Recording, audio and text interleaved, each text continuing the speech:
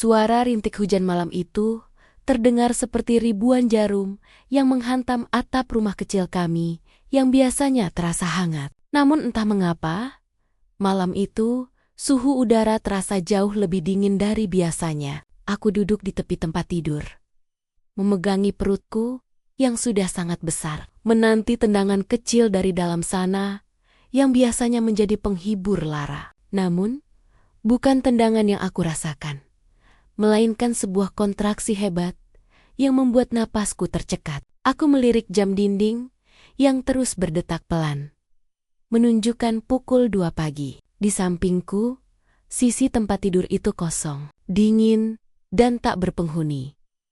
Sebelum saya mulai menceritakan kronologi bagaimana pengkhianatan ini terungkap, pastikan kalian menekan tombol subscribe dan nyalakan lonceng notifikasinya, agar kalian tidak melewatkan setiap detak emosi dari perjalanan ini. Mari kita masuk ke dalam ruang memori yang paling menyesakan.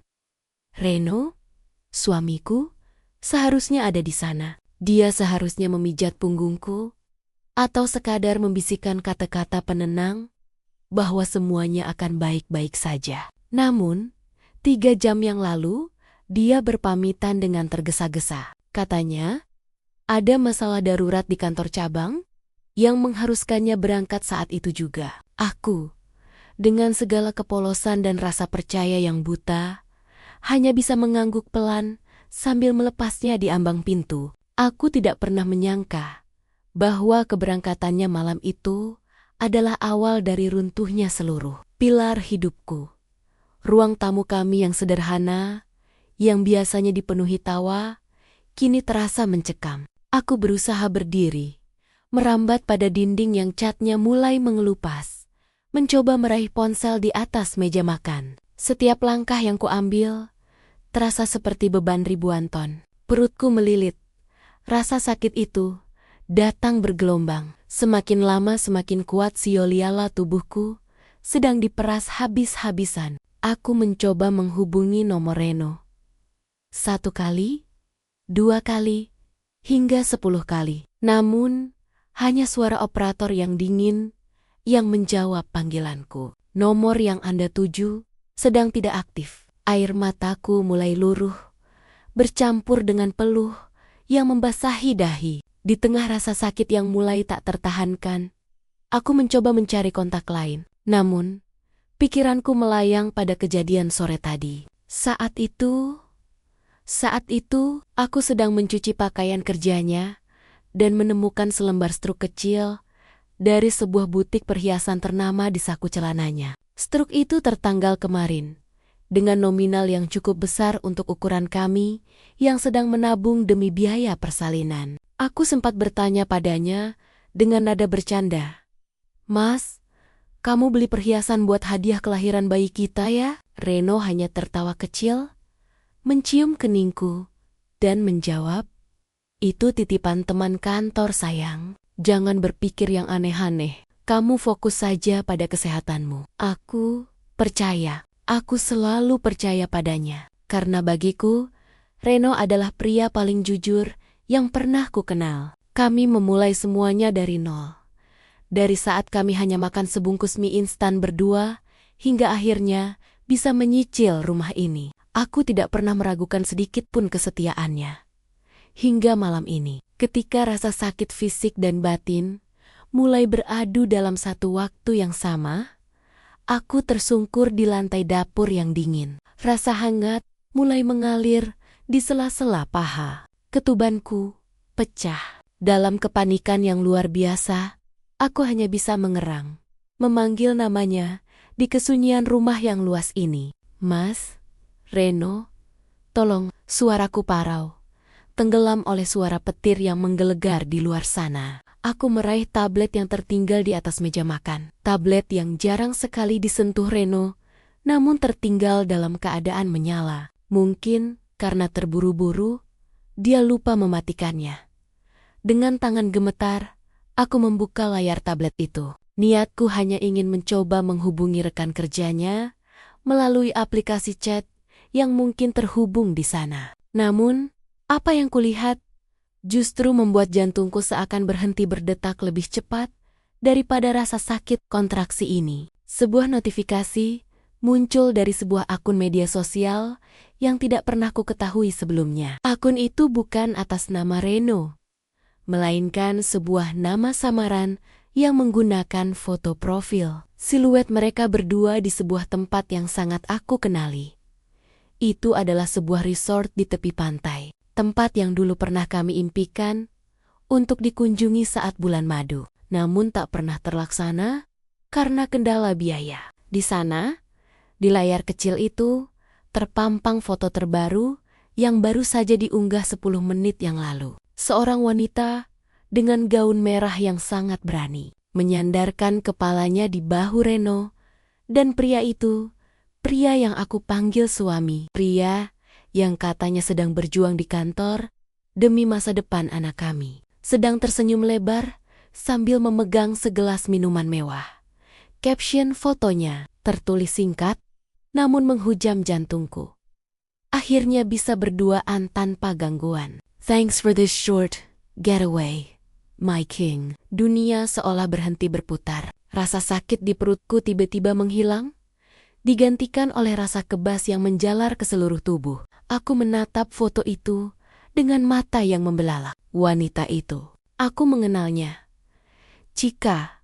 Dia adalah asisten baru di kantor. Reno yang pernah beberapa kali dibawa pulang untuk sekadar makan malam bersama kami. Wanita yang selalu bersikap manis padaku, yang selalu memuji masakanku, dan yang sering menanyakan kapan bayiku akan lahir. Aku merasa seperti sedang menonton film horor di mana aku adalah korbannya. Di saat aku berjuang menahan sakit, di saat aku bersiap memberikan nyawaku untuk melahirkan buah hati kami, dia justru sedang memadu kasih dengan wanita yang selama ini aku anggap sebagai teman. Aku memandangi perutku yang buncit, lalu kembali menatap layar tablet itu. Air mata tak lagi hanya menetes, tapi mengalir deras membasahi lantai dapur yang dingin. Kenapa, Mas? Apa salahku? Apakah kesetiaanku selama ini tidak cukup? Apakah pengorbananku menjaga rumah dan calon anak kita tidak berarti apa-apa di matanya? Pikiran itu berkecamuk, menciptakan badai yang jauh lebih besar di dalam dadaku dibandingkan badai yang sedang berlangsung di luar sana. Rasa sakit kontraksi itu kembali datang. Kali ini jauh lebih kuat, seolah-olah bayi di dalam kandunganku juga merasakan kemarahan dan kesedihan ibunya. Aku tahu, aku tidak bisa menyerah di sini. Aku tidak boleh mati di lantai dapur ini dalam keadaan terhina. Dengan sisa tenaga yang ada, aku merangkak menuju pintu depan, mencoba mencari pertolongan dari tetangga terdekat. Namun, setiap inci pergerakanku terasa seperti melewati duri yang tajam. Bayangan Reno yang sedang memeluk Chika di resort itu terus berputar-putar di kepalaku seperti kaset rusak saat aku berhasil mencapai gagang pintu dan membukanya. Angin dingin langsung menusuk kulitku. Aku melihat lampu mobil menyala di kejauhan. Tapi itu bukan mobil Reno. Itu adalah mobil tetanggaku, Pak RT, yang kebetulan baru saja pulang. Aku melambaikan tangan dengan lemah sebelum penglihatanku mulai mengabur. Hal terakhir yang aku ingat sebelum kegelapan menyergap adalah rasa dingin yang luar biasa dan sebuah kesadaran pahit bahwa pernikahan yang kujaga selama 5 tahun ini ternyata hanyalah sebuah panggung sandiwara yang megah bagi Reno.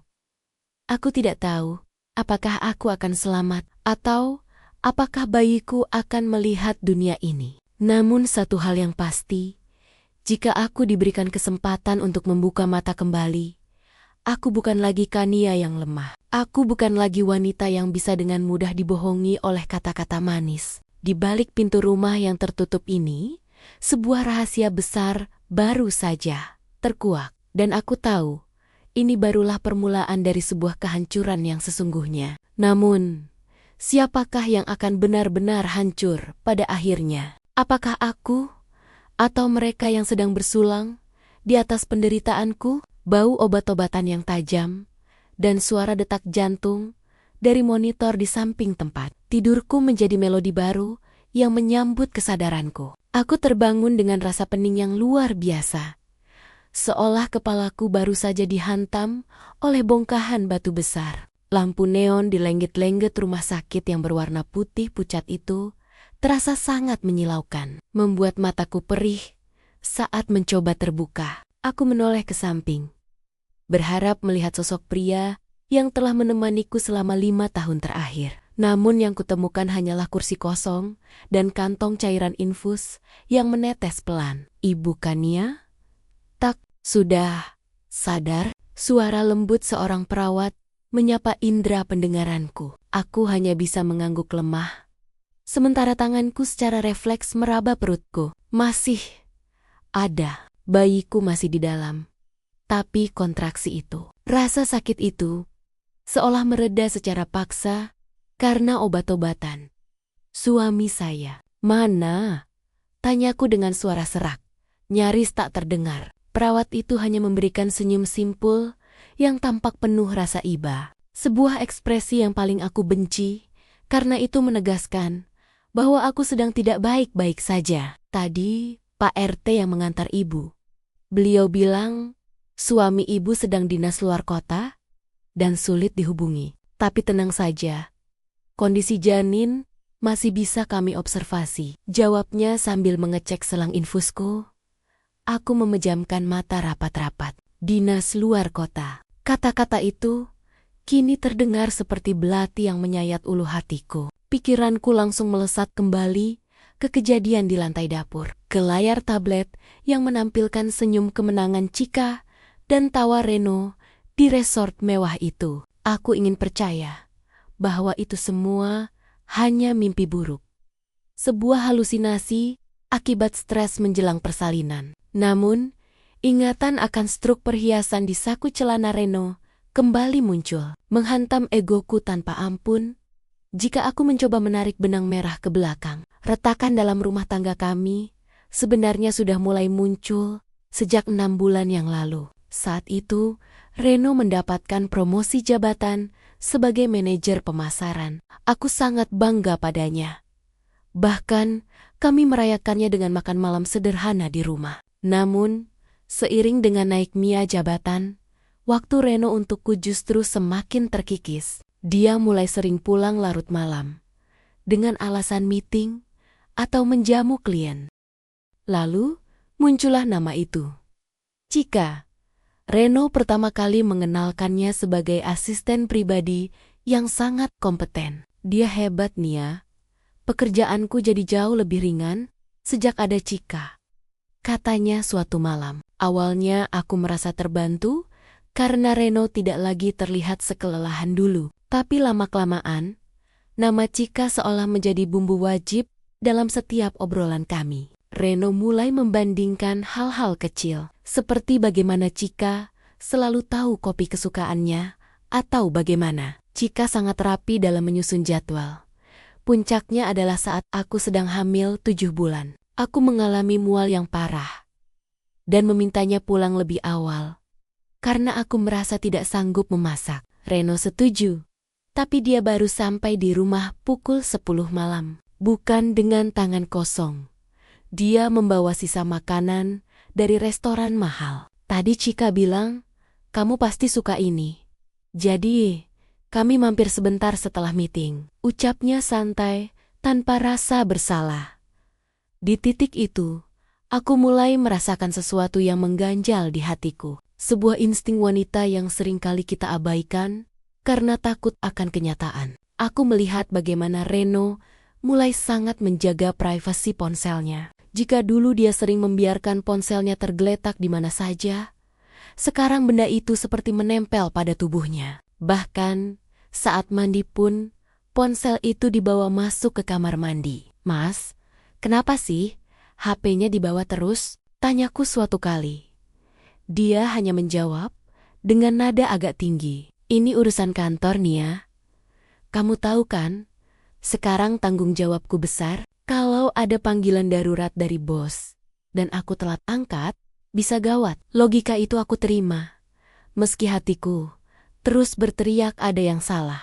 Aku mencoba menjadi istri yang pengertian. Aku tetap menyiapkan sarapan, menyetrika kemejanya hingga licin, dan memastikan semua kebutuhannya terpenuhi, meski perutku semakin berat untuk dibawa bergerak. Aku pikir, mungkin ini hanya fase jenuh dalam pernikahan. Mungkin setelah bayi ini lahir, Reno akan kembali seperti dulu, pria yang hangat dan selalu menatapku dengan penuh cinta. Namun, kenyataan di rumah sakit ini meruntuhkan semua harapan itu. Aku merogoh saku dasterku, mencari ponsel yang sempat diselipkan oleh Pak RT sebelum aku kehilangan kesadaran. Tanganku bergetar saat menyalakan layarnya. Aku tidak ingin melihat media sosial lagi, tapi jariku seolah memiliki kehendaknya sendiri. Aku mencari akun samaran yang kulihat di tablet tadi melalui ponselku. Dan di sanalah aku di dalam bangsal rumah sakit yang dingin, menyaksikan rentetan momen kebahagiaan mereka melalui unggahan cerita pendek. Mereka sedang menikmati sarapan pagi di balkon yang menghadap langsung ke laut lepas. Reno terlihat begitu santai, hanya mengenakan kaos putih dan kacamata hitam. Sementara Cika sibuk memamerkan cincin baru di jari manisnya, cincin yang desainnya sangat mirip dengan gambar yang pernah kulihat di brosur butik perhiasan dari Struk di Sakureno. Rasa mual kembali menyerangku, bukan karena kehamilan, tapi karena rasa jijik yang luar biasa. Cincin itu, cincin yang seharusnya menjadi tanda cinta untukku atau tabungan untuk anak kami, kini melingkar manis di jari wanita yang sudah merusak rumah tanggaku. Aku meremas spray tempat tidur rumah sakit hingga jari-jariku memutih. Air mataku jatuh satu persatu, membasahi layar ponsel yang masih menampilkan wajah mereka yang tanpa dosa. Betapa bodohnya aku. Selama ini, aku menghemat uang belanja, tidak pernah membeli baju baru selama hamil, bahkan menunda membeli perlengkapan bayi yang bermerek, hanya karena ingin memastikan kami punya cukup dana untuk biaya persalinan yang aman. Sementara itu, suamiku justru menghamburkan uang itu untuk memanjakan wanita lain di hotel mewah.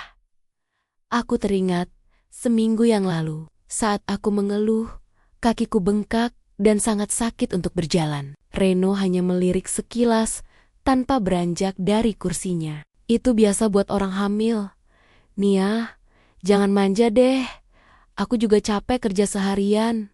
Cetusnya dingin. Ternyata rasa capeknya bukan karena kerja, melainkan karena lelah membagi waktu dan perasaan untuk mengkhianatiku. Setiap memori kebersamaan kami selama 5 tahun ini tiba-tiba terasa seperti sampah. Janji-janji suci di depan penghulu, rencana-rencana masa depan tentang sekolah anak kami. Semuanya hancur seketika. Aku merasa seperti orang asing di dalam hidupku sendiri. Bagaimana mungkin pria yang setiap hari tidur di sampingku bisa menyimpan rahasia sekotor ini? Sakit di perutku kembali datang. Kali ini bukan sekadar kontraksi, tapi rasa perih yang menjalar hingga ke punggung. Aku memanggil perawat dengan tombol darurat. Aku tahu, waktu persalinanku sudah sangat dekat. Di tengah kekacauan hati ini, aku harus tetap fokus pada satu-satunya alasan yang membuatku harus bertahan hidup, bayiku. Namun, di saat perawat-perawat itu mulai sibuk mempersiapkan peralatan, di saat dokter masuk dengan raut wajah serius, pikiranku hanya tertuju pada satu hal. Reno harus tahu bahwa aku sudah tahu segalanya. Aku tidak akan membiarkannya pulang ke rumah ini dengan senyum palsu dan cerita bohong tentang dinas luar kota. Aku akan memastikan bahwa kesenangannya di resort itu adalah puncak terakhir dari kebahagiaan yang bisa dia curi dari hidupku.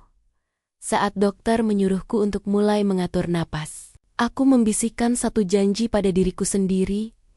Jika aku berhasil melewati malam ini hidup-hidup, aku tidak akan pernah lagi menjadi Kania yang bisa mereka injak-injak. Aku akan membalas setiap tetes air mata ini dengan cara yang paling tidak pernah mereka bayangkan. Namun, di tengah tekad itu, sebuah pesan masuk ke ponselku dari nomor yang tidak kukenal. Isinya hanya sebuah foto.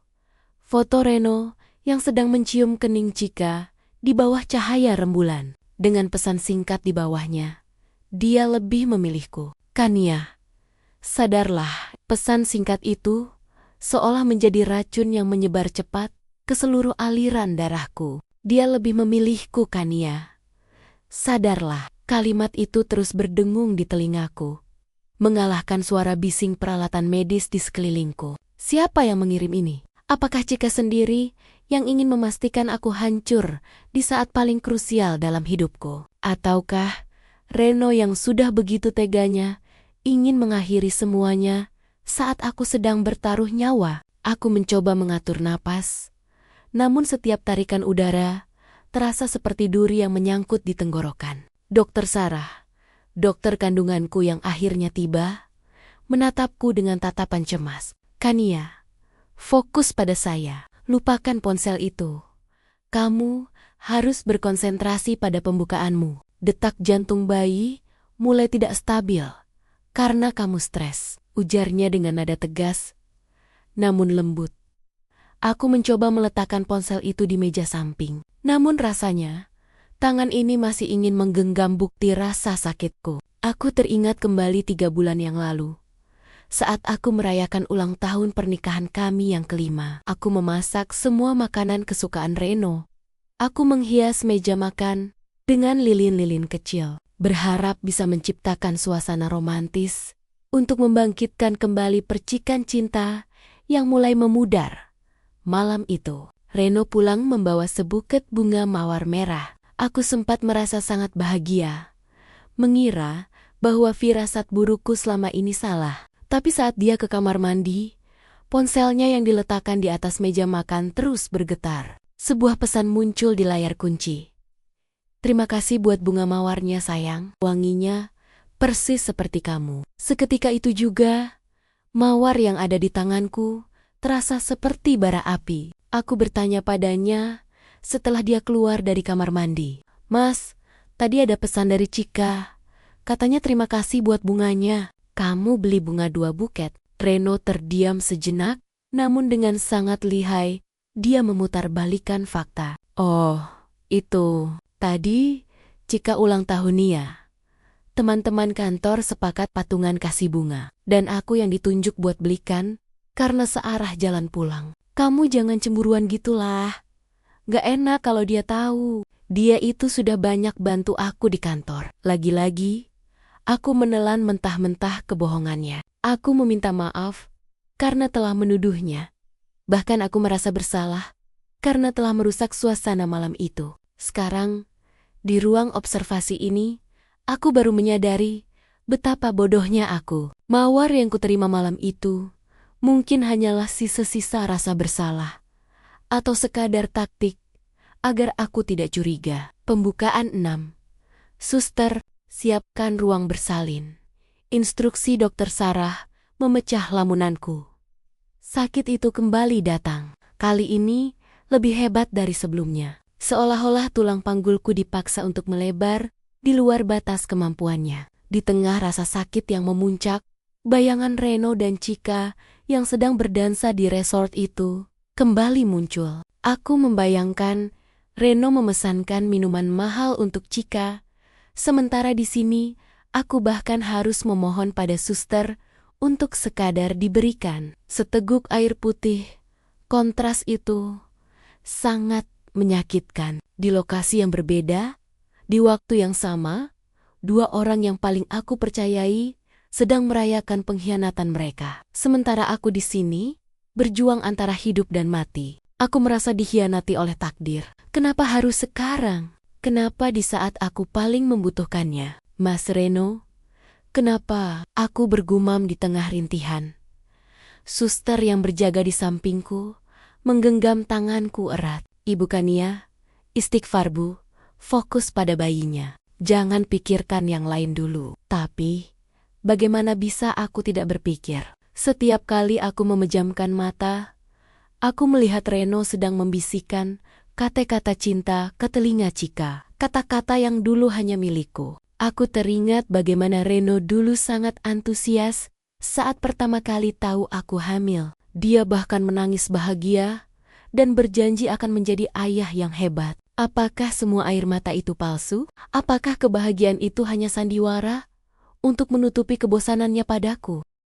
Firasat-firasat yang dulu kuabaikan, kini muncul satu persatu, seperti kepingan puzzle yang menyatu, tentang Reno yang tiba-tiba sering mengganti kata sandi akun bank kami dengan alasan keamanan. Padahal mungkin itu untuk menyembunyikan aliran dana yang dia berikan pada Cika, tentang Reno yang tiba-tiba menjadi sangat kritis terhadap penampilanku yang kusam karena kehamilan, membandingkanku dengan wanita-wanita di kantornya yang selalu tampil modis.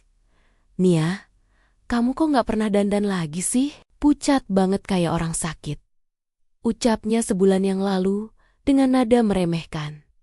Saat itu, aku hanya bisa menjawab lirih. "Aku kan lagi hamil besar, Mas. Kakiku bengkak. Jalan saja susah, apalagi harus dandan lama-lama di depan cermin." Dia hanya mendengus dan pergi begitu saja. Kini aku tahu, dia tidak ingin melihatku bukan karena penampilanku, tapi karena wajahku adalah pengingat akan tanggung jawab dan kesetiaan yang sedang dia injak-injak. Dia lebih memilih melihat wajah Cika yang segar dan tanpa beban. Karena bersamanya, Reno tidak perlu merasa bersalah atas perannya sebagai calon ayah. Aku ditarik ke ruang bersalin. Lampu besar di atas kepalaku menyala terang. Suasana menjadi sangat sibuk. Para medis bergerak cepat. Sementara aku merasa semakin terisolasi dalam rasa sakitku sendiri. Di dinding ruang bersalin ada sebuah jam besar. Setiap detiknya terasa seperti pukulan palu di hatiku. Di luar sana, hujan semakin deras. Aku bisa mendengar suara petir yang saling bersahutan. Aku membayangkan Reno dan Cika mungkin sedang berpelukan erat karena takut suara guntur. Sementara aku di sini harus menghadapi badai yang jauh lebih besar sendirian. Kegetiran ini membuatku ingin menyerah. Untuk apa aku melahirkan anak ini jika ayahnya bahkan tidak menginginkan kehadiran kami? "Kania, dorong Kania, kamu harus kuat demi anakmu," teriak Dokter Sarah. Aku menarik napas dalam-dalam, mencoba mengumpulkan sisa-sisa harga diri yang masih ada. Aku tidak boleh hancur sekarang. Jika Reno memilih untuk berpesta di atas penderitaanku, maka aku harus memilih untuk bertahan hidup demi menghadapinya nanti. Aku ingin dia melihat bahwa aku bisa melampaui titik terendah ini tanpa bantuannya sedikit pun. Namun, di tengah perjuangan itu, pikiranku kembali terlempar pada sebuah momen setahun yang lalu. Saat itu kami sedang merencanakan kehamilan ini. Reno memegang tanganku dan berkata, "Apapun yang terjadi, kita akan selalu bersama Nia. Kamu adalah rumahku." Rumah. Kata itu sekarang terasa sangat asing. Rumah yang kami bangun kini telah terbakar habis oleh api perselingkuhan. Dan Reno, dia bukan lagi penghuni rumah itu. Dia hanyalah orang asing yang sedang menyewa kebahagiaan di tempat lain, menggunakan uang dan kepercayaan yang aku berikan padanya. Saat rasa sakit itu mencapai puncaknya, aku berteriak sekuat tenaga, bukan hanya karena sakit fisik, tapi karena aku ingin melepaskan semua beban yang menghimpit dadaku. Di saat yang sama, ponselku yang berada di tangan suster tiba-tiba berbunyi terus-menerus. Suster itu sempat melirik layar ponsel dan wajahnya berubah pucat. "Ada apa, suster?" tanya Dokter Sarah sambil tetap fokus. Suster itu ragu sejenak, lalu berbisik, "Ada banyak kiriman foto masuk ke WhatsApp Ibu Kania. Dokter, fotonya sangat tidak pantas untuk dilihat sekarang." Mendengar itu, sebuah kekuatan misterius muncul dari dalam diriku. Amarah yang meluap memberikan energi tambahan yang tak terduga. Aku tahu, Cika atau siapapun itu sedang mencoba membunuh mentalitasku. Tapi mereka salah besar. Mereka tidak tahu bahwa seorang ibu yang dikhianati adalah makhluk yang paling berbahaya di dunia ini. Dengan satu dorongan terakhir yang penuh dengan dendam dan cinta untuk bayiku, aku merasakan sebuah kelegaan yang luar biasa. Suara tangisan bayi pecah di ruang yang dingin itu, menyatu dengan suara petir yang menggelegar di luar. Bayiku lahir. Dia lahir di tengah kehancuran duniaku. Namun, dia adalah satu-satunya puing yang akan aku selamatkan. Namun, kegembiraan itu hanya bertahan sesaat. Saat suster membersihkan bayiku, ponselku kembali bergetar di atas meja. Sebuah video singkat masuk. Tanpa sengaja, layar itu terbuka karena sensor gerak. Di sana, di video itu, Reno terlihat sedang berlutut di depan Chika di tengah pesta pantai yang meriah sambil menyematkan sebuah kalung berlian ke leher wanita itu. Reno berteriak keras agar semua orang mendengar, "Aku mencintaimu, Chika. Kamu adalah masa depanku." Tangisan bayiku seolah tenggelam oleh suara Reno di video itu. Di detik itulah, hatiku yang tadinya retak, kini benar-benar hancur seketika menjadi debu. Aku memalingkan wajah, menatap bayiku yang merah, dengan perasaan yang campur aduk. "Selamat datang ke dunia, Nak. Maafkan ibu, karena ayahmu baru saja mengumumkan bahwa kita adalah masa lalunya yang ingin dia lupakan." Keheningan yang mencekam menyelimuti ruang. Pemulihan setelah kegaduhan persalinan itu usai. Bayiku telah dibawa ke ruang inkubator karena lahir sedikit prematur akibat stres yang kualami. Kini, aku terbaring sendirian. Hanya ada suara mesin yang monoton dan bayangan lampu yang memanjang di dinding. Rasa sakit di jahitan tubuhku tidak ada apa-apanya dibandingkan dengan lubang besar yang menganga di dadaku setelah melihat video itu. "Masa depan," kata Reno. "Jadi, selama ini aku dan janin yang kukandung hanyalah beban masa lalu yang sedang ia tunggu untuk dilepaskan?" Aku meraih ponselku kembali dengan tangan yang masih gemetar hebat. Aku tidak peduli lagi dengan rasa perih di sekujur tubuh. Aku membuka video itu berulang-ulang, mencari celah, berharap itu hanya editan atau lelucon konyol. Namun, tidak. Itu benar-benar Reno. Kemeja biru yang ia kenakan adalah kemeja yang aku setrika dengan penuh cinta 2 hari lalu, sebelum ia pamit dinas. Jam tangan yang melingkar di pergelangan tangannya adalah hadiah ulang tahun dariku yang kubeli dengan menyisihkan uang belanja selama setahun. Semuanya tampak begitu nyata, begitu menyakitkan. Di video itu, mereka dikelilingi oleh orang-orang yang tampak seperti teman-teman baru. Reno lingkaran sosial yang tidak pernah aku ketahui. Mereka bersorak, "Cium, cium," dan Reno tanpa ragu mendaratkan kecupan di kening Chika. Wajah Chika tampak begitu bercahaya, penuh kemenangan. Dia melirik ke arah kamera, seolah tahu bahwa video ini akan sampai ke tanganku. Ya, dia sengaja melakukannya. Dia ingin menghancurkanku tepat di saat aku berada di titik paling lemah. Tiba-tiba, sebuah pesan masuk lagi dari nomor yang sama. "Bagaimana rasanya, Kania, melahirkan sendirian itu? Pasti sangat menyedihkan. Reno sudah memilih jalannya. Dia sudah muak dengan rengekanmu tentang biaya susu dan popok. Di sini, dia adalah raja, dan aku ratunya." Aku melempar ponsel itu ke sudut tempat tidur. Napas daku terasa sesak, seolah oksigen di ruangan ini telah habis disedot oleh kebencian yang meluap. Aku ingin berteriak, aku ingin mengamuk, tapi tubuhku terlalu lemah. Aku hanya bisa membenamkan wajahku di bantal dan menangis sesenggukan, mencoba meredam suara tangis agar tidak terdengar oleh perawat di luar. Bagaimana bisa seorang manusia menjadi begitu kejam? Bagaimana bisa pria yang dulu berlutut memohon restu orang tuaku, kini berlutut di depan wanita lain saat aku sedang mempertaruhkan nyawa untuk darah dagingnya sendiri? Pergolakan batin mulai menyiksaku. Apakah ini salahku? Apakah aku terlalu fokus pada kehamilan hingga melupakannya sebagai suami? Apakah aku kurang cantik, kurang menarik? Pikiran-pikiran beracun itu mulai merayap, mencoba menyalahkanku atas pengkhianatan yang dilakukan Reno. Namun, sedetik kemudian, kemarahan bangkit membela diri. "Tidak, Kania, kamu tidak salah. Kamu membawa anaknya. Kamu menjaga rumahnya. Kamu memberikan seluruh hidupmu untuknya. Dia yang memilih untuk menjadi binatang dalam kegelapan malam rumah sakit.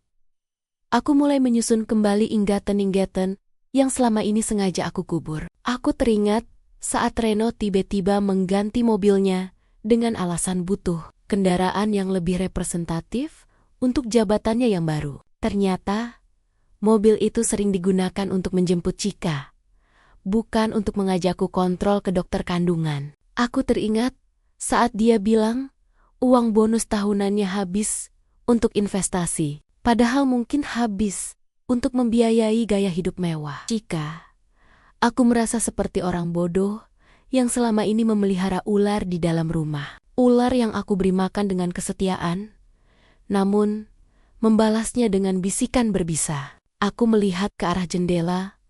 Hujan di luar sudah mulai reda, menyisakan hawa dingin yang menusuk. Di kejauhan, lampu-lampu kota tampak berkelap-kelip, mengingatkanku bahwa hidup terus berjalan di luar sana. Tak peduli seberapa hancur perasaanku.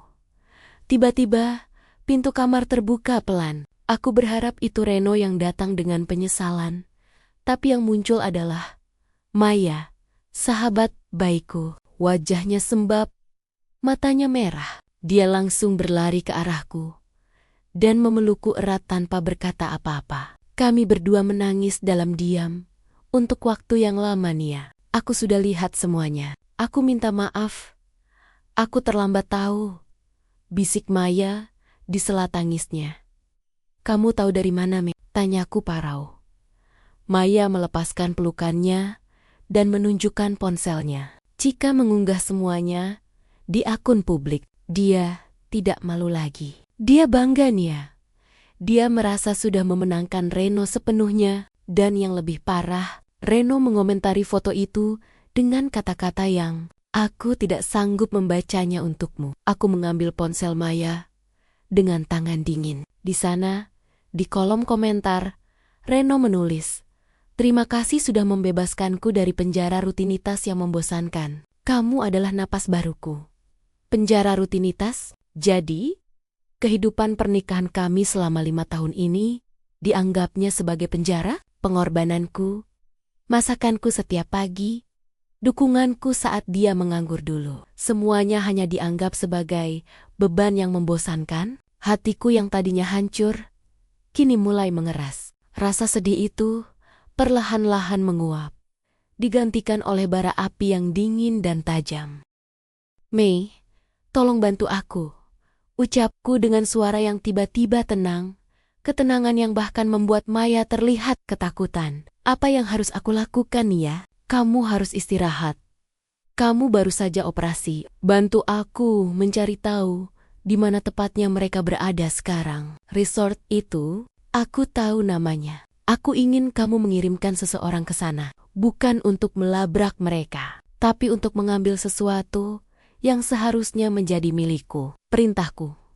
Aku teringat akan brankas kecil di rumah yang kuncinya selalu dibawa Reno. Di dalam sana ada surat-surat berharga, termasuk sertifikat rumah ini yang merupakan warisan dari almarhum ayahku, namun telah dibalik nama atas nama Reno dengan alasan kemudahan administrasi saat renovasi dulu. Aku menyadari satu hal yang mengerikan. Jika Reno benar-benar ingin pergi bersama Chika, dia mungkin akan menjual segalanya dan meninggalkanku, serta bayi ini, tanpa sepeser pun. Kejadian pemicu ini bukan hanya tentang pengkhianatan cinta, tapi tentang ancaman terhadap masa depan bayiku. Aku tidak boleh hanya diam dan meratapi nasib. Pergolakan batin yang tadinya penuh dengan rasa, kenapa kini berubah menjadi bagaimana cara menghancurkan mereka balik. Mei, Reno berpikir aku sedang tidak berdaya di sini. Dia pikir aku tidak tahu apa-apa karena dia mematikan ponselnya. Dia pikir dia punya waktu seminggu untuk bersenang-senang sebelum kembali dan mengarang cerita bohong. Kita akan gunakan waktu itu untuk mengambil kembali apa yang dia curi dariku, kataku sambil menatap langit-langit. Maya menatapku tak percaya. "Kamu yakin ya? Kamu sedang sakit. Sakit ini tidak sebanding dengan dendamku. Mei, dia meninggalkan aku saat aku bertaruh nyawa. Dia merayakan kelahirannya dengan wanita lain. Maka, dia tidak berhak mendapatkan 1 sen pun dari keringat ayahku atau kesetiaanku. Malam itu, di dalam ruang pemulihan yang sunyi, rencana mulai disusun. Aku meminta Maya menghubungi seorang pengacara kenalannya. Aku juga meminta Maya untuk tetap memantau media sosial Chika. Karena kesombongan wanita itu adalah kunci untuk melacak setiap gerak-gerik mereka. Namun, di tengah rencana itu, hatiku kembali goyah saat perawat masuk membawa bayiku yang sudah stabil. Bayi mungil itu diletakkan di dekapanku untuk pertama kalinya. Dia begitu kecil, begitu murni, dan wajahnya sangat mirip dengan Reno. Air mataku kembali jatuh, kali ini bukan karena benci, tapi karena rasa kasihan pada malaikat kecil ini. Maafkan ibu, nak, ayahmu tidak ada di sini untuk menyambutmu, bisikku sambil mencium keningnya yang lembut. Di saat aku mendekap bayiku, ponsel Maya bergetar. Sebuah notifikasi baru muncul. Chika mengunggah foto baru. Sebuah foto tiket pesawat ke luar negeri untuk keberangkatan lusa. Di bawahnya tertulis, memulai hidup baru di tempat yang baru. Hanya kita berdua. Jantungku berdegup kencang. Mereka berencana melarikan diri, mereka ingin pergi, dan meninggalkan semua tanggung jawab ini. Aku harus bergerak cepat. Waktuku tidak banyak. Jika mereka sampai terbang ke luar negeri, aku akan kehilangan segalanya. Mei, jangan biarkan mereka pergi, desisku. Pesan suara itu muncul seperti hantu di tengah kesunyian malam rumah sakit. Dengan tangan yang masih terasa kaku, aku menekan tombol putar. Suara di seberang sana terdengar berat dan penuh keraguan. Kania, ini aku, Bram, teman lama Reno. Aku nggak tahan melihat ini semua. Aku ada di resort yang sama dengan mereka. Kamu harus tahu, ini bukan sekadar perselingkuhan biasa, Reno. Dia sudah menjaminkan rumah kalian untuk modal bisnis baru. Chika, mereka berencana kabur setelah urusan surat-surat itu selesai besok pagi. Maafkan aku, baru memberitahumu sekarang. Duniaku serasa runtuh untuk kedua kalinya dalam 1 malam. Menjaminkan rumah itu adalah satu-satunya peninggalan almarhum ayah.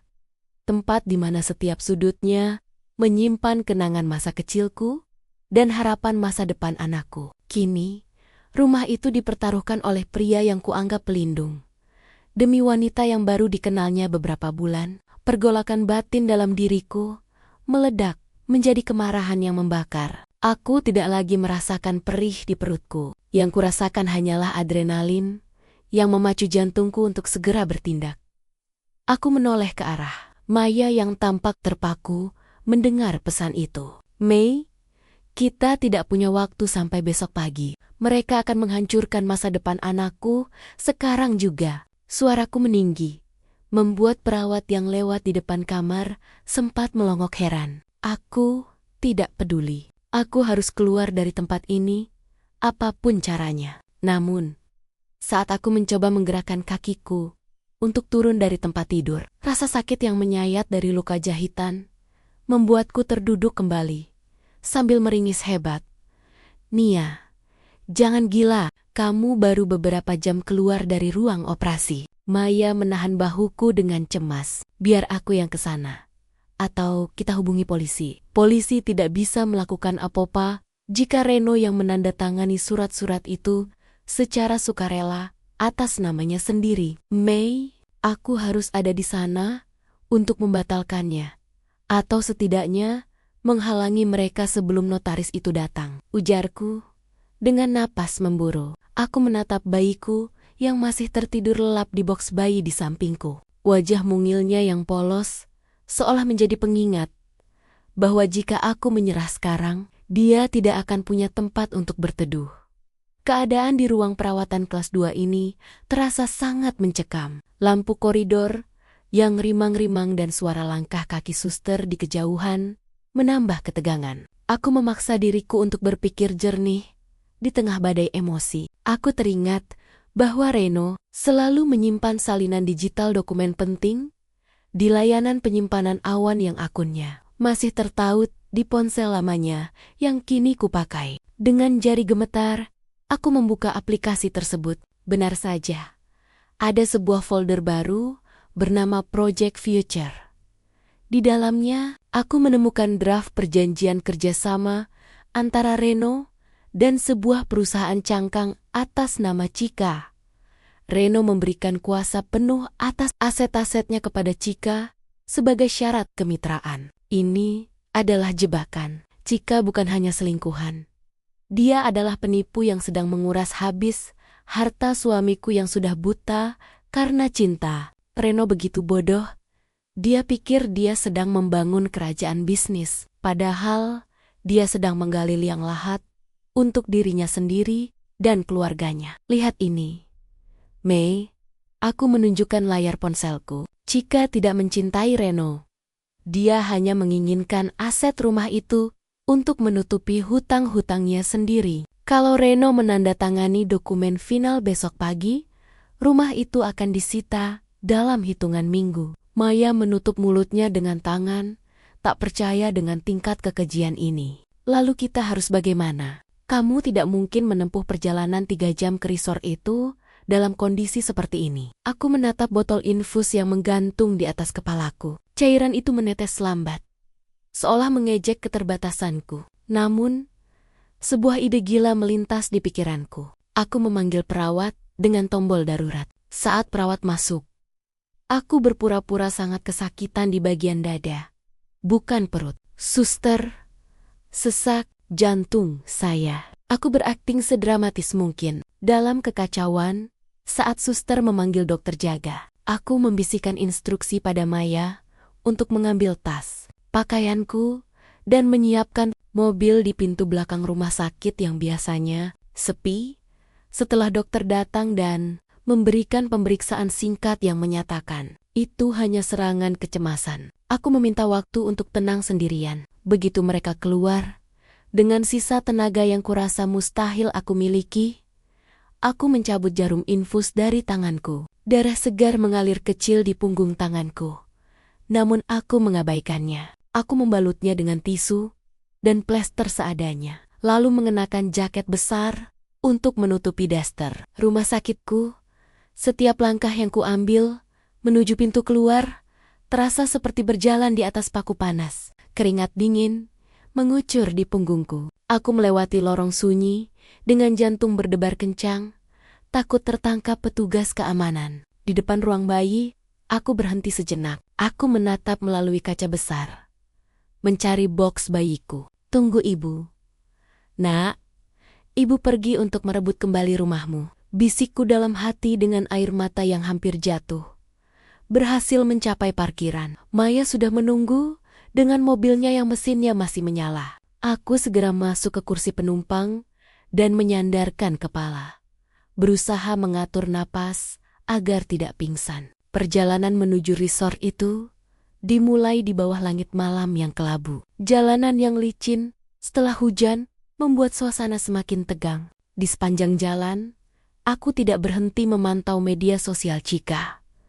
Wanita itu baru saja mengunggah foto gelas sampahnya dengan latar belakang kolam renang pribadi di resort tersebut. Captionnya, "Malam terakhir sebelum hidup mewah yang sesungguhnya dimulai. Bersulang untuk kebodohan yang menguntungkan." Dia bahkan secara terang-terangan menghina Reno dalam bahasa kiasan. Namun Reno yang berada di sampingnya di foto itu hanya tersenyum seperti kerbau yang dicocok hidungnya. Mei, lebih cepat, desakku. Nia, kamu sudah pucat sekali. Kalau terjadi apa-apa di jalan, aku tidak akan memaafkan diriku sendiri, sahut Maya khawatir. Aku sudah mati sejak melihat video mereka tadi malam. Mei, yang tersisa sekarang hanyalah sisa-sisa amarah untuk memastikan mereka tidak menang. Jawabku dingin. Mataku menatap lurus ke depan, ke arah lampu jalanan yang terus berlari. Aku membayangkan momen saat aku berdiri di depan mereka nanti. Aku membayangkan wajah kaget Reno saat melihat istrinya yang seharusnya terbaring lemah di rumah sakit, tiba-tiba muncul di depan matanya. Pergolakan batinku kini telah mencapai puncaknya. Aku tidak lagi peduli apakah Reno akan kembali padaku atau tidak. Keinginan untuk memperbaiki pernikahan sudah musnah sama sekali. Yang ada hanyalah misi penyelamatan hak anakku. Aku menyadari bahwa pengkhianatan ini adalah pemicu yang mengubahku dari seorang istri yang penurut menjadi seorang pejuang yang tidak punya rasa takut. Saat mobil mulai memasuki kawasan perbukitan menuju resort, kabut tebal mulai turun. Jalanan berkelok-kelok itu terasa seperti labirin yang tak berujung. Di satu sisi, aku merasa takut, namun di sisi lain, aku merasa sangat kuat. Aku meraba saku jaket, memastikan ponsel yang berisi semua bukti digital pengkhianatan dan penipuan Chika ada di sana. Kita hampir sampai. Nia, itu gerbang resortnya, kata Maya sambil melambatkan mobil.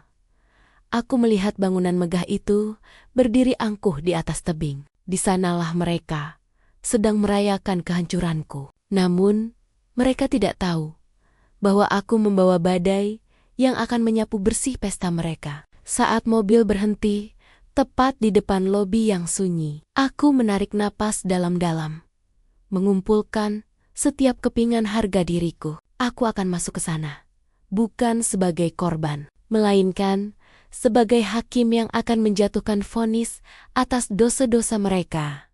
Namun, baru saja aku hendak membuka pintu mobil, aku melihat sosok Reno keluar dari lobi menuju area taman dengan wajah yang tampak sangat gelisah. Dia memegang ponselnya dan berbicara dengan nada tinggi. Aku memberi tanda pada Maya untuk tetap diam. Aku membuka kaca jendela sedikit untuk mendengar apa yang dia katakan. Dan apa yang kudengar selanjutnya benar-benar menjadi titik balik yang tidak pernah aku duga sebelumnya dalam skenario pengkhianatan ini.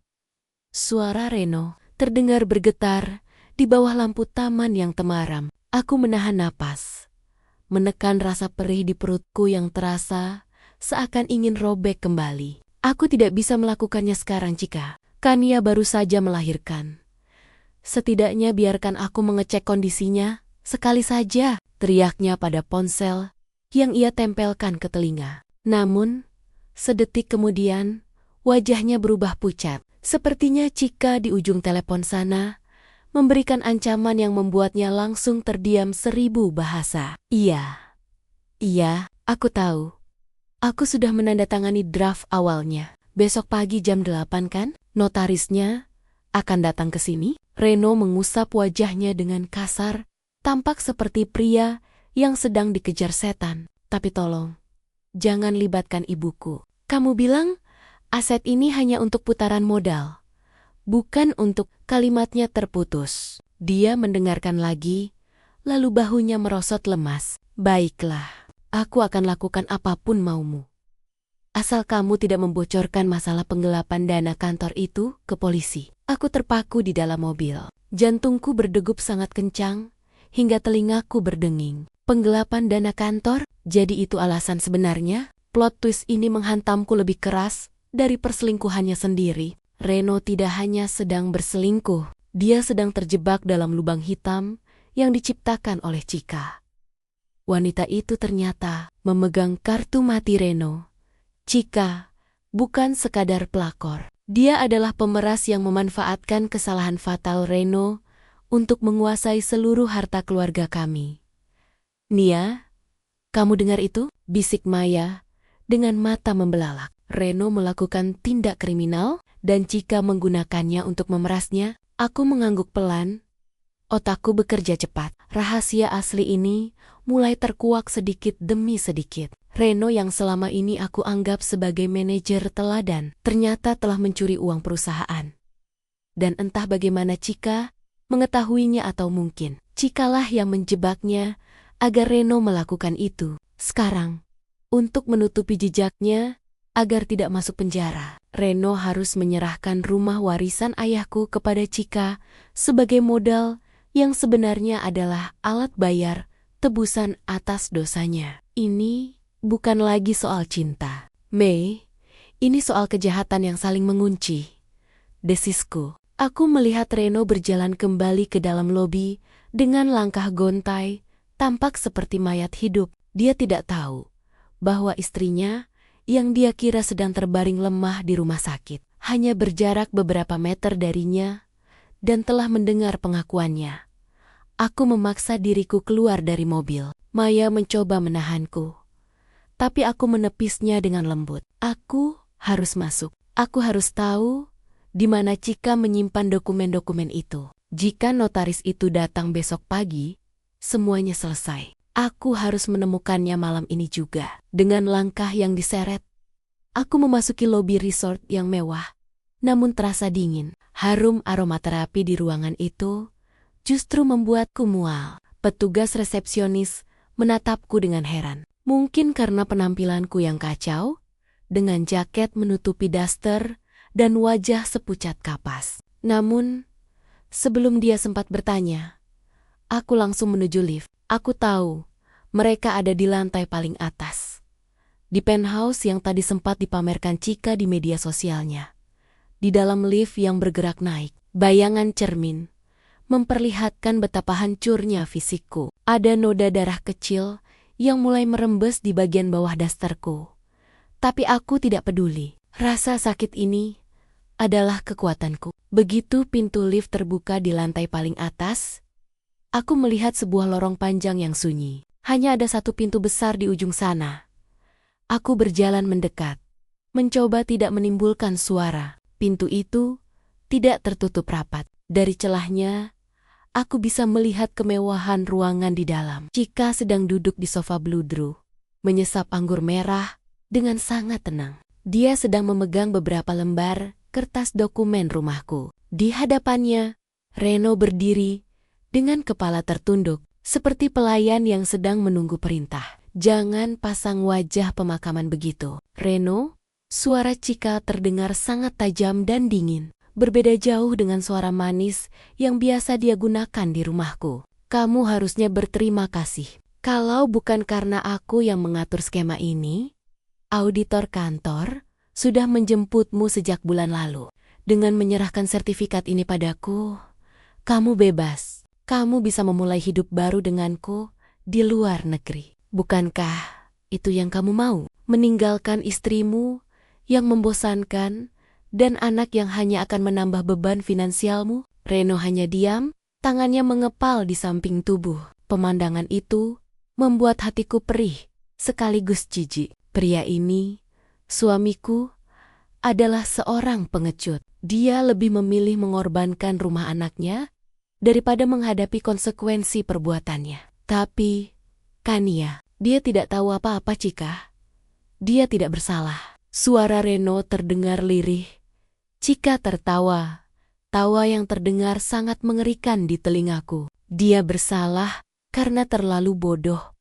Reno, dia terlalu percaya padamu. Dan dalam dunia ini, orang bodoh adalah makanan bagi orang pintar seperti aku. Besok pagi, begitu notaris menandatangani ini, kita akan langsung menuju bandara. Biarkan dia bangun di rumah sakit dan menyadari bahwa dia tidak punya apa-apa lagi kecuali bayinya yang prematur itu. Aku tidak bisa menahannya lagi. Tanganku mendorong pintu besar itu hingga terbuka lebar, menghantam dinding dengan suara dentuman yang keras. Keheningan seketika menyergap ruangan itu.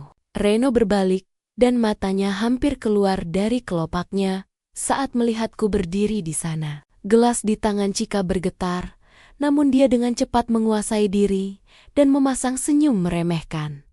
Kania, Reno bergumam, suaranya seperti bisikan hantu. Bagaimana bisa? Kamu harusnya di rumah sakit. Aku melangkah masuk.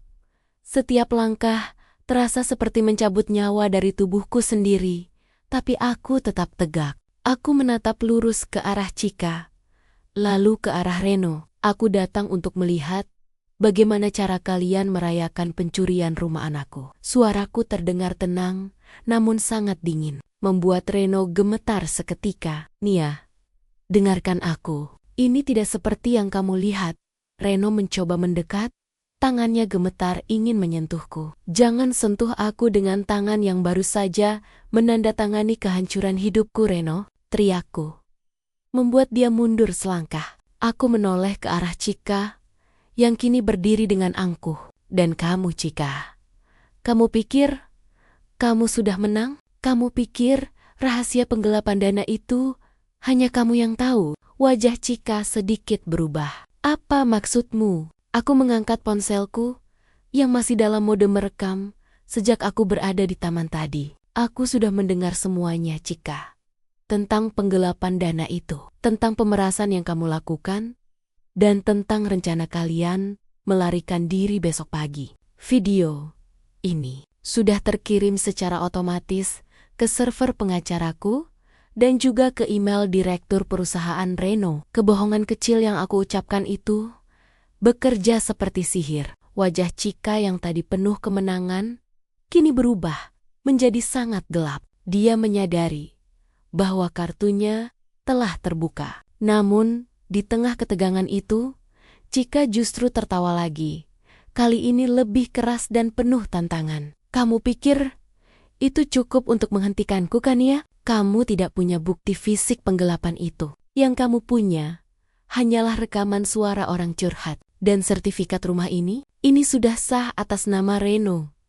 Dan dia akan memberikannya padaku secara sukarela besok pagi.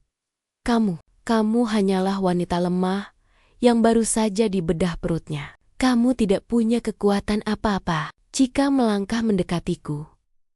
Matanya menatap tajam ke arah perutku yang masih terbalut perban di balik daster. Dia tahu di mana titik lemahku. Dia mengulurkan tangannya seolah ingin mendorongku tepat di luka operasiku. Reno hanya berdiri terpaku, tidak melakukan apapun untuk melindungiku.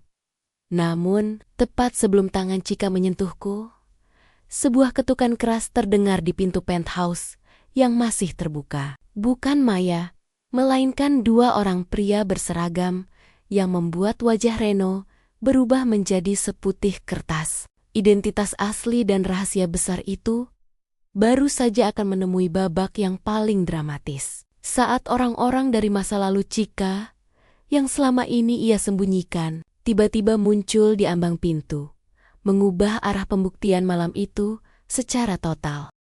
Dua orang pria berseragam itu melangkah masuk dengan wibawa yang membuat suasana ruangan yang mewah ini seketika terasa mencekam seperti ruang interogasi. Mereka bukan polisi, melainkan petugas audit internal dari perusahaan tempat Reno bekerja, didampingi oleh seorang pria parubaya yang sangat aku kenali, Pak Baskoro, direktur utama sekaligus paman dari Reno sendiri. Wajah Pak Baskoro terlihat sangat merah, menahan amarah yang luar biasa. Pandangannya beralih dari Reno yang tertunduk lesu ke arah Chika yang mulai tampak gelisah dan berakhir padaku dengan tatapan penuh rasa iba sekaligus hormat.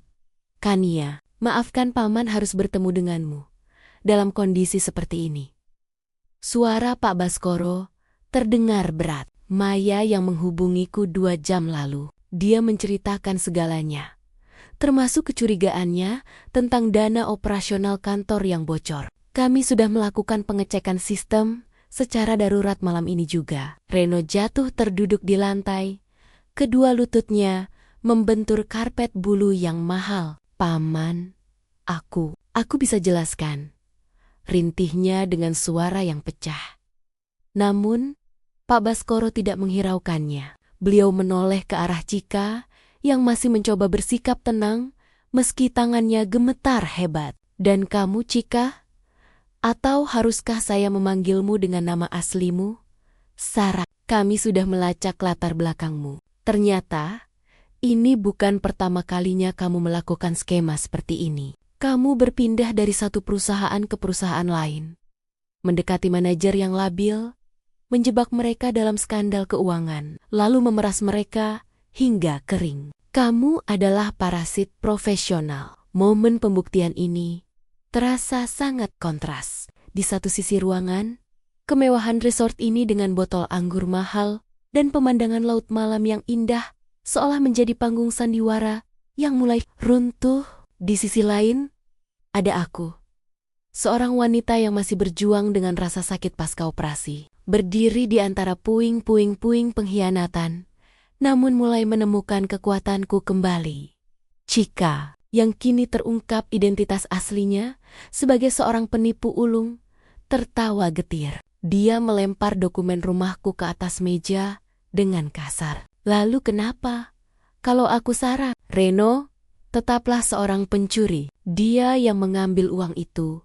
Aku hanya menunjukkan caranya. Kalian tidak punya bukti untuk menyeretku. Tapi kalian punya cukup bukti untuk menjebloskan keponakan kesayanganmu ini ke penjara. Terangnya dengan nada menantang. Aku melangkah maju. Meskipun setiap inci gerakanku terasa seperti sayatan pisau di perut. Aku mengambil dokumen rumah itu dari meja. Mendekapnya erat di dadaku. Kamu salah, Sarah, atau siapapun namamu. Suaraku terdengar stabil dan penuh penekanan. Kamu lupa bahwa setiap transaksi yang kamu minta Reno lakukan, selalu kamu konfirmasi melalui pesan singkat di ponsel pribadimu. Reno mungkin bodoh karena mencintai wanita sepertimu. Tapi dia cukup penakut untuk menyimpan semua bukti perintahmu sebagai jaminan jika dia tertangkap. Reno mendongak, menatapku dengan mata yang basah. Nia, kamu tahu? Aku tahu segalanya. Sejak aku membuka tabletmu di rumah. Reno, aku melihat folder tersembunyi yang berisi tangkapan layar percakapanmu dengan Chika. Kamu menyimpannya untuk mengancamnya balik suatu saat nanti kan? Tapi kamu terlalu pengecut untuk melakukannya, ujarku, sambil menatapnya jijik. Aku menyerahkan ponselku yang berisi salinan digital folder tersebut kepada Pak Baskoro. Semua bukti perintah manipulasi dana itu ada di sini. Paman Reno memang bersalah, tapi wanita ini adalah otaknya. Wajah Chika seketika berubah pucat pasi. Kesombongan yang tadi terpancar dari matanya lenyap, digantikan oleh ketakutan yang murni. Dia mencoba meraih tasnya dan berlari menuju pintu. Namun kedua petugas audit itu dengan sigap menghalangi jalannya. Kita selesaikan ini di kantor polisi, Sarah, tegas salah satu petugas. Keadaan menjadi sangat kacau. Chika mulai berteriak-teriak, mencaci maki Reno, menyebutnya pria lemah yang tidak berguna di tempat tidur maupun di kantor. Dia mengeluarkan semua kotak-kotak kotor yang selama ini dia sembunyikan di balik topeng manisnya. Aku hanya berdiri di sana, menyaksikan kehancuran wanita yang tadinya begitu bangga telah merebut suamiku. Dia tidak sedang kehilangan cinta, dia sedang kehilangan mangsa besarnya. Sementara itu, Reno merangkak mendekati kakiku. Dia mencoba memegang ujung dasterku, namun aku menarik diri dengan segera. Nia, tolong aku.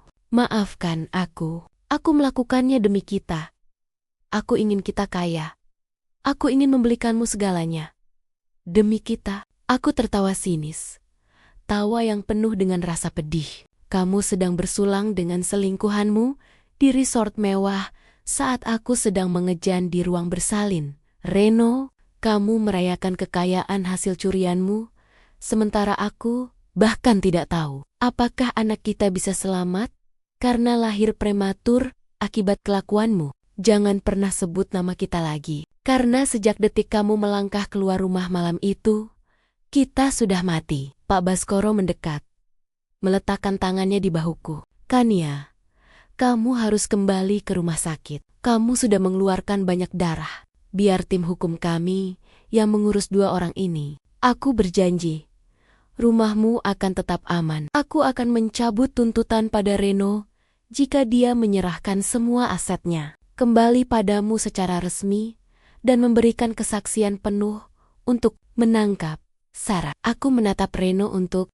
terakhir kalinya di ruangan itu. Pria yang dulu sangat kupuja, kini tampak begitu kecil dan hina di matanya sendiri. Dia bukan hanya kehilangan pekerjaan dan martabatnya, tapi dia telah kehilangan satu-satunya orang yang benar-benar mencintainya tanpa syarat.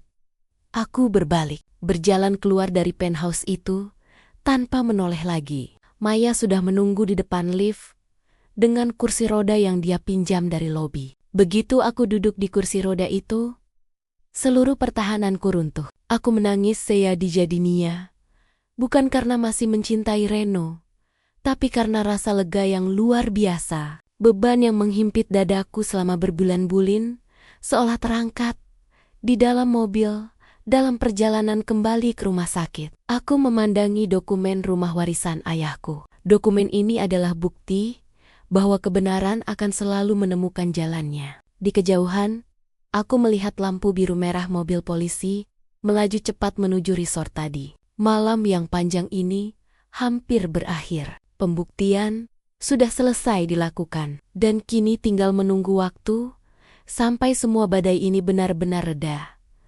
Namun, saat aku mulai merasa tenang, ponsel Maya berdering. Itu dari rumah sakit. Wajah Maya mendadak berubah sangat serius dan penuh kecemasan saat mendengarkan suara di seberang sana. Dia menatapku dengan tatapan yang sulit diartikan. "Ada apa, Mei, bayiku? Apa yang terjadi dengan bayiku?" Tanyaku dengan jantung yang kembali berpacu. "Nia, dokter bilang ada komplikasi mendadak. Kamu harus segera sampai di sana sekarang," jawab Maya lirih sambil menginjak pedal gas lebih dalam. Ketakutan baru kini muncul, jauh lebih besar dari pengkhianatan Reno. Aku baru saja memenangkan perang untuk harta dan harga diriku. Tapi apakah aku harus kehilangan satu-satunya alasan yang membuatku ingin tetap hidup? Badai pengkhianatan ini ternyata masih menyisakan satu ujian terakhir yang paling menentukan. Di babak selanjutnya, jalanan aspal yang basah berkilat di bawah lampu merkuri, seolah menjadi lintasan pacu bagi nyawa yang sedang aku pertaruhkan. Maya mengemudikan mobil dengan kecepatan yang belum pernah kulihat sebelumnya. Wajahnya tegang, tangannya mencengkeram kemudi hingga buku-buku jarinya memutih. Di kursi penumpang, aku hanya bisa mendekap dokumen rumah itu dengan satu tangan, sementara tangan lainnya menekan perutku yang terasa seakan ditarik-tarik oleh kekuatan tak kasat mata. Pikiran tentang Reno, Cika, dan segala pengkhianatan mereka sejenak menguap, digantikan oleh bayangan wajah mungil bayiku yang tadi kutinggalkan di dalam kotak kaca yang dingin. "Ayo, sayang, bertahanlah untuk ibu," bisikku lirih ke arah kaca jendela yang berembun. Aku merasa menjadi ibu yang paling jahat di dunia karena telah meninggalkan bayiku demi mengejar pria yang tidak berguna. Rasa bersalah itu kini lebih menyakitkan daripada pengkhianatan manapun. Aku merasa seolah Tuhan sedang menghukumku karena lebih memilih membalas dendam daripada menjaga darah dagingku sendiri. Setibanya di rumah sakit, aku tidak menunggu Maya membukakan pintu. Dengan sisa tenaga yang entah dari mana asalnya, aku turun dan berlari tertiti melewati lobi. Suster yang berjaga di meja depan terperanjat melihatku kembali dalam keadaan lebih kacau dari saat aku pergi. "Ibu Kania, Ibu Kania, Anda harus segera kembali ke bangsal," teriak mereka. Namun aku tidak menghiraukan. Tujuanku hanya satu. Ruang perawatan intensif neonatal atau NICU. Langkahku terhenti di depan kaca besar ruang NICU. Di sana, Dokter Sarah dan 2 orang perawat sedang sibuk di sekitar inkubator bayiku. Lampu biru di atas boksnya menyala, dan suara monitor detak jantung terdengar cepat, tidak beraturan. Hatiku seakan dicabut paksa melihat tubuh mungil itu dipasangi berbagai selang. Dokter Sarah menoleh dan melihatku. Dia segera keluar menemuiku dengan raut wajah yang tidak bisa menyembunyikan kelelahan dan keprihatinan. "Kania, kemana saja kamu?" Kondisi bayi sempat drop karena ada gangguan pernapasan. "Dia membutuhkan kehadiranmu. Koneksi kulit ke kulit, bukan hanya sekadar mesin." Aku jatuh terduduk di kursi tunggu. Air mataku tumpah tak terbendung. "Maafkan saya, dokter. Saya harus menyelesaikan sesuatu. Apapun itu. Tidak ada yang lebih penting dari nyawa ini, Kania," sahut Dokter Sarah tegas, namun ada nada iba di sana. Untungnya, kami berhasil menstabilkannya kembali. Tapi dia butuh kamu tenang. Stresmu mengalir ke air susumu, ke energi yang kamu berikan padanya. Jika kamu hancur, dia juga akan merasa tidak memiliki alasan untuk bertahan. Momen ini adalah pembuktian yang sesungguhnya bagiku. Bukan pembuktian siapa yang paling kaya atau siapa yang paling benar di depan hukum, melainkan pembuktian apakah aku mampu menjadi seorang ibu yang layak bagi anakku. Di lokasi rumah sakit yang kontras dengan kemewahan resort tadi di sini, hanya ada bau antiseptik, suara mesin, dan harapan yang tipis. Aku menyadari bahwa Reno telah benar-benar kehilangan haknya atas momen ini. Dia tidak ada di sini untuk mendoakan anaknya. Dia sedang berada di dalam mobil polisi, meratapi kebodohannya sendiri. 2 jam kemudian, setelah dokter mengizinkan, aku diwajibkan membersihkan diri dan masuk ke dalam ruang NICU. Dengan mengenakan baju steril, aku mendekati inkubator itu. Aku memasukkan tanganku melalui lubang kecil di samping kotak kaca dan menyentuh jari kecil bayiku yang kemerahan. Saat kulit kami bersentuhan, keajaiban kecil itu terjadi. Garis di monitor yang tadinya naik turun dengan liar, perlahan-lahan mulai membentuk irama yang lebih tenang dan teratur. "Halo, Nak, ini Ibu," bisikku dengan suara yang bergetar. "Ibu tidak akan pergi lagi. Ibu sudah mengambil kembali rumah kita. Tidak akan ada yang bisa mengusirmu dari sana. Ayahmu mungkin tidak ada di sini. Tapi kamu punya ibu. Ibu akan jadi ayah, ibu, dan pelindungmu sekaligus." Di saat yang sunyi itu, Maya masuk dengan perlahan. Dia membawa tas berisi pakaian bersih dan segelas teh hangat. Nia, ada berita dari Paman Baskoro. Reno sudah menandatangani surat pernyataan penyerahan aset dan pengakuan dosa secara lengkap. Dia tidak punya pilihan lain. Sarah juga sudah resmi ditahan karena ternyata dia masuk dalam daftar pencarian orang untuk kasus serupa di kota lain. Aku hanya mengangguk pelan tanpa mengalihkan pandangan dari bayiku. Berita itu, yang tadinya sangat kuinginkan, kini terasa hambar. Kemenanganku atas mereka terasa kecil dibandingkan dengan perjuangan bayiku untuk menarik setiap napasnya. Aku baru menyadari bahwa kemenangan sejati bukan tentang melihat musuh kita hancur,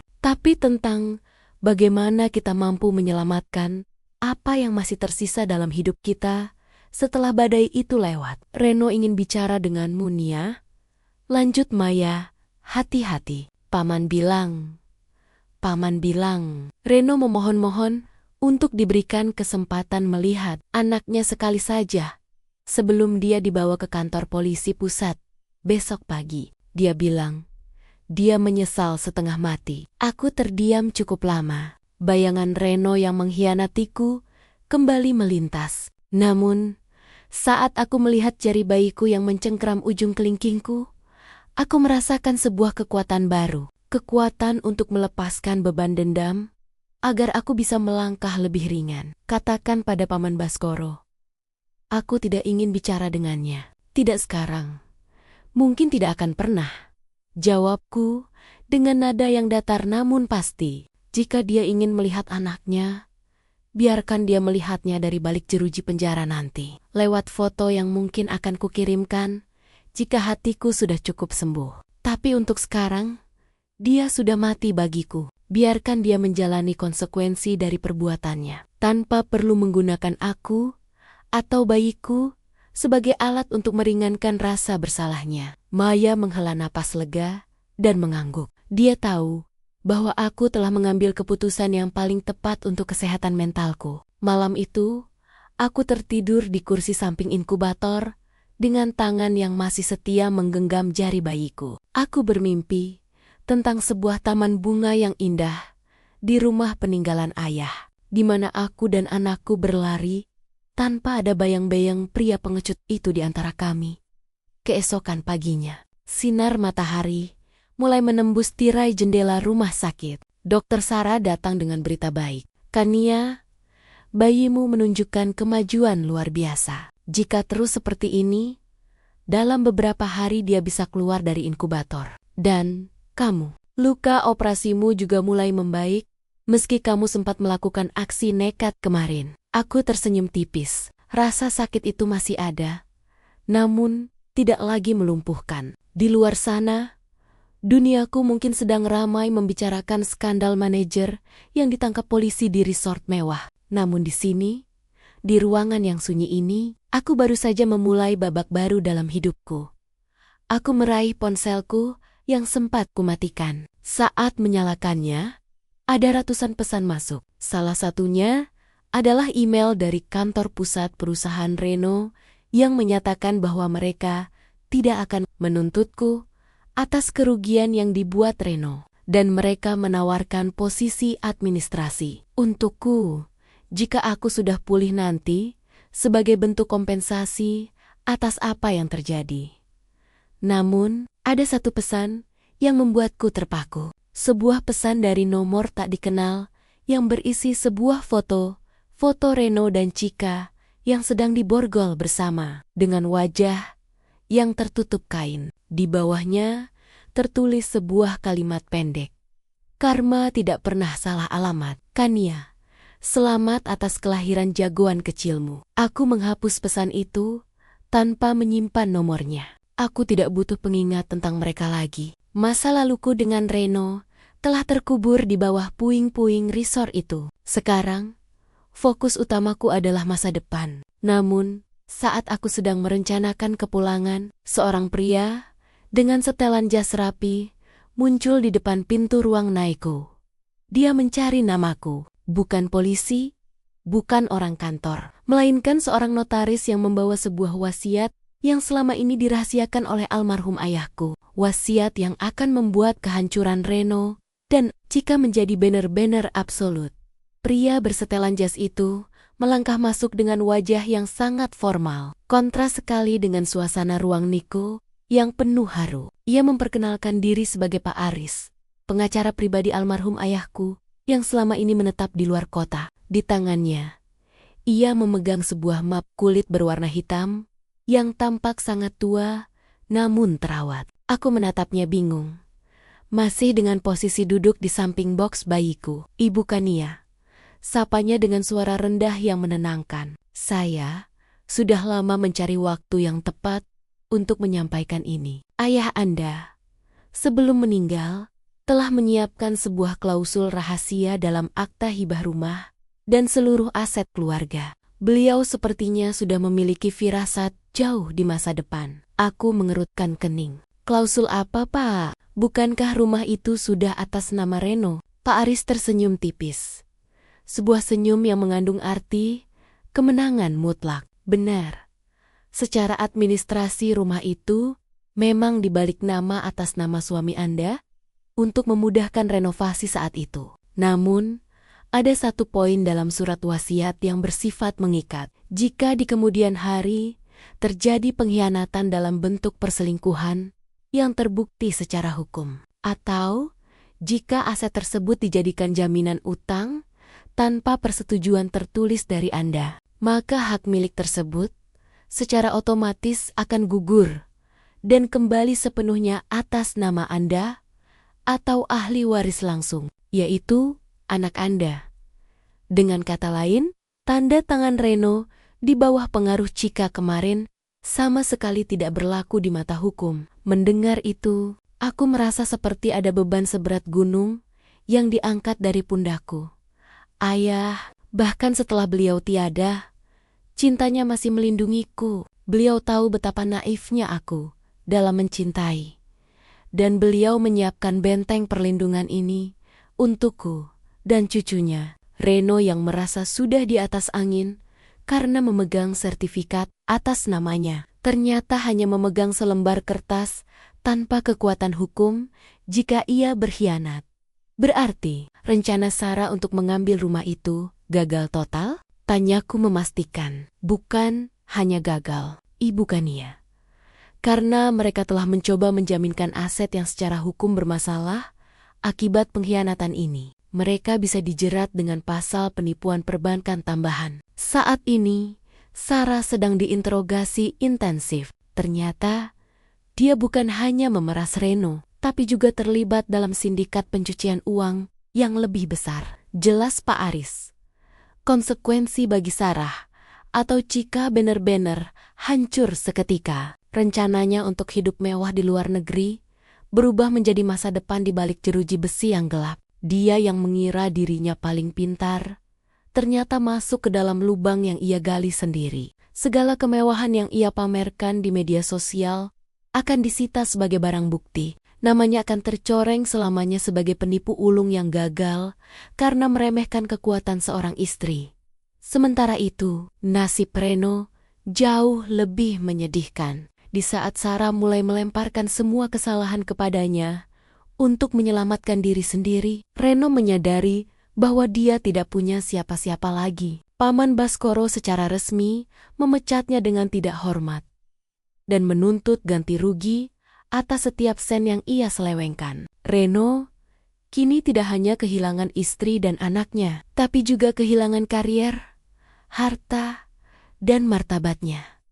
Maya masuk ke ruangan dengan membawa koran pagi dan tabletnya. "Nia, lihat ini." Beritanya sudah viral di media sosial. Seseorang merekam momen penangkapan mereka di resort kemarin. Orang-orang menghujat Reno habis-habisan sebagai suami paling tega abad ini. Bahkan mantan teman kantornya mulai membongkar semua kebohongan Reno di kolom komentar. Aku melihat layar tablet itu. Di sana terpampang foto Reno yang sedang digiring polisi dengan kepala tertunduk dalam. Tidak ada lagi senyum menawan atau aura manajer sukses. Yang tersisa hanyalah seorang pria yang tampak sangat tua dan hancur. Netizen yang maha tahu mulai menelusuri jejak digital mereka, menemukan foto-foto pamer Cika di resort, dan membandingkannya dengan kondisiku yang melahirkan sendirian. Simpati publik mengalir deras untukku,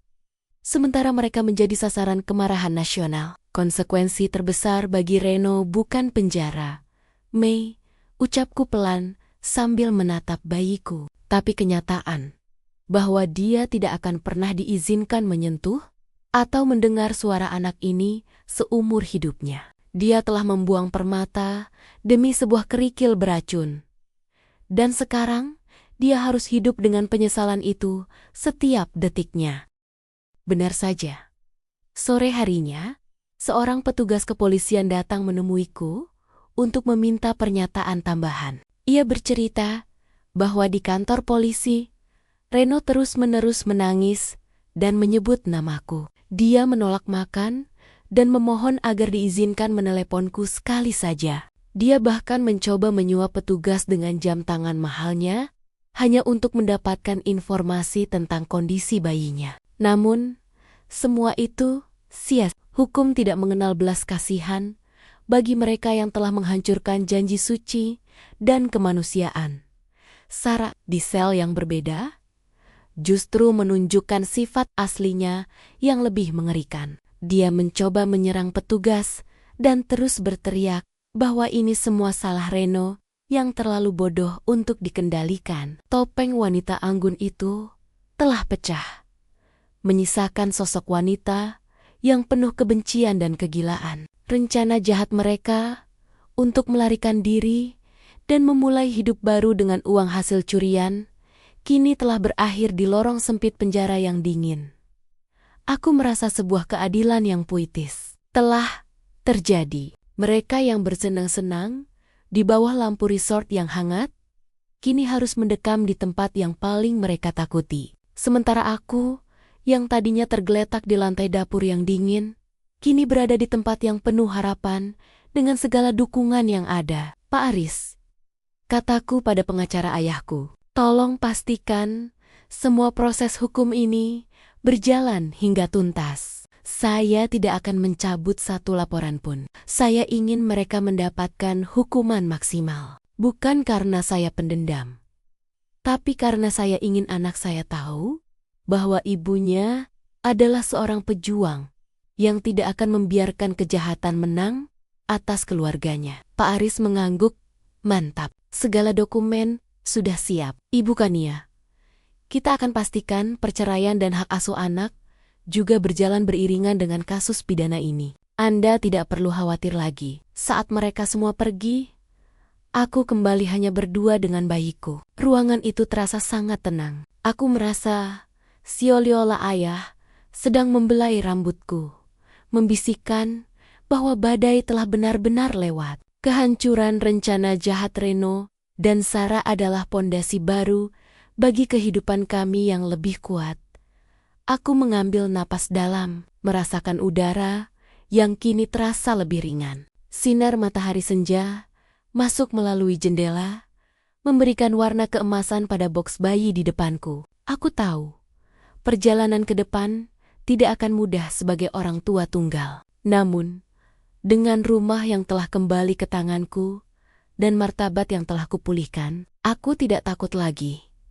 Namun, di tengah kedamaian itu, sebuah pikiran terlintas. Bagaimana jika ini semua adalah ujian untuk membuatku menjadi wanita yang lebih tangguh? Aku menyadari bahwa pengkhianatan Reno bukan hanya menghancurkanku, tapi juga melahirkan kembali sosok Kania yang baru. Dan sosok baru ini siap menyambut bagian akhir dari kisah ini dengan sebuah hikmah yang akan mengubah cara pandangku terhadap cinta. Selamanya, 1 bulan telah berlalu sejak malam yang menghancurkan itu. Hari ini, udara pagi terasa begitu segar saat aku melangkah keluar dari gerbang rumah sakit. Di dekapanku, jagoan kecilku yang kuberi nama Arka, yang berarti matahari terlelap dengan tenang. Tubuhnya kini sudah lebih berisi, pipinya kemerahan, dan napasnya sudah teratur tanpa bantuan mesin. Kami pulang ke rumah. Rumah peninggalan ayah yang kini telah bersih dari segala jejak pengkhianatan. Langkahku terhenti sejenak di halaman depan. Pohon mangga yang dulu ditanam ayah sedang berbunga lebat. Aku menarik napas dalam-dalam, merasakan aroma tanah basah dan bunga yang menenangkan. Tidak ada lagi rasa sesak di dada. Tidak ada lagi ketakutan akan hari esok. Aku menatap jendela rumah yang terbuka lebar, menyambut cahaya yang masuk ke setiap sudut ruangan yang sempat terasa gelap dan mencekam di dalam rumah. Maya dan Pak Aris sudah menungguku dengan senyum hangat. Mereka telah membantuku mengurus segala keperluan administrasi. Reno secara resmi telah dijatuhi hukuman penjara yang cukup lama atas kasus penggelapan dana dan penipuan. Perceraian kami pun diputus dengan sangat cepat oleh pengadilan karena bakti-bakti yang sangat kuat. Hak asuh penuh jatuh ke tanganku, dan Reno dilarang mendekat dalam radius tertentu seumur hidupnya. Sarah, dia masih harus menghadapi rentetan persidangan lain karena ternyata kasusnya bercabang ke banyak tempat.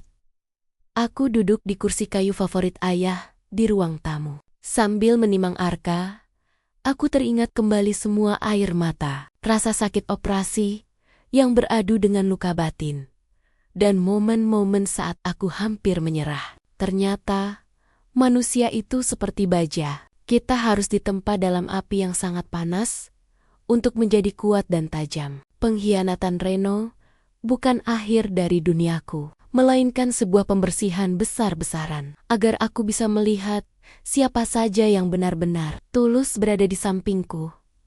Pesan moral dari perjalanan ini menghunjam dalam kesukmaku. Terkadang, Tuhan menjatuhkan kita ke titik terendah bukan untuk menghancurkan kita, melainkan untuk memperlihatkan bahwa pondasi yang kita bangun selama ini ternyata rapuh. Aku belajar bahwa kesetiaan adalah barang mewah yang tidak akan pernah bisa kita dapatkan dari orang yang murahan. Aku belajar bahwa menjadi istri yang baik bukan berarti harus menjadi buta dan tuli terhadap kenyataan. Nia, ada surat dari penjara untukmu, ucap Maya sambil menyodorkan sebuah amplop coklat. Dari Reno. Aku menatap amplop itu sejenak. Aku bisa merasakan getaran keputusasaan dari kertas itu tanpa perlu membukanya. Namun, alih-alih merobeknya dengan amarah, aku justru meletakkannya dengan tenang di atas meja. Aku tidak perlu membacanya. Apapun permohonan maafnya, apapun alasannya, itu tidak lagi relevan. Maaf mungkin bisa kuberikan di dalam hati, agar jiwaku tenang. Tapi kesempatan kedua adalah sesuatu yang tidak akan pernah ada di dalam kamus hidupku lagi. Biarkan saja di situ. Mei, itu adalah bagian dari masa lalu yang sudah selesai kubaca. Jawabku datar. Hikmah terbesar yang kupetik adalah tentang harga diri seorang wanita. Kita seringkali rela berkorban segalanya demi laki-laki yang kita cintai. Namun kita lupa bahwa pengorbanan tanpa batas hanya akan membuat orang lain tidak menghargai kita. Kehancuran seketika yang kualami di ruang bersalin adalah alarm keras agar aku mulai mencintai diriku sendiri dan anakku lebih dari siapapun. Arka menggeliat kecil dalam tidurnya. Jemari mungilnya menggenggam jari telunjukku. Di detik itu, aku menyadari bahwa aku tidak kekurangan apapun. Aku memiliki rumah yang aman, anak yang sehat, sahabat yang setia, dan yang terpenting, aku memiliki diriku kembali. Kehancuran itu memang datang seketika, namun kebangkitanku pun dimulai dengan kekuatan yang tak terkalahkan. Untuk kalian yang mungkin sedang berada di posisi yang sama denganku, yang sedang dikhianati saat sedang berjuang, atau yang sedang merasa dunianya runtuh karena orang yang dicintai. Ingatlah bahwa badai yang paling besar sekalipun pasti akan menyisakan pelangi bagi mereka yang berani bertahan. Jangan takut untuk melepaskan apa yang sudah busuk, karena hanya dengan begitu tanganmu akan kosong untuk menerima berkah yang lebih baru dan lebih suci. Kisahku bukan lagi tentang hancur seketika, tapi tentang bangkit selamanya. Aku berdiri di ambang pintu rumahku, menatap langit sore yang berwarna jingga keemasan. Masa depan membentang luas di depan sana, dan untuk pertama kalinya setelah sekian lama, aku merasa sangat berdaya. Aku adalah Kania, seorang ibu, seorang pejuang, dan pemenang atas hidupku sendiri. Selamat tinggal masa lalu yang kelam. Selamat datang kehidupan yang penuh kejujuran. Karena pada akhirnya, kebenaran tidak akan pernah kalah oleh tipu daya. Dan cinta yang tulus akan selalu menemukan pelabuhannya yang paling damai. Jika kalian merasa cerita ini menyentuh hati, jangan lupa untuk membagikannya kepada orang-orang tersayang, agar mereka juga mendapatkan hikmahnya.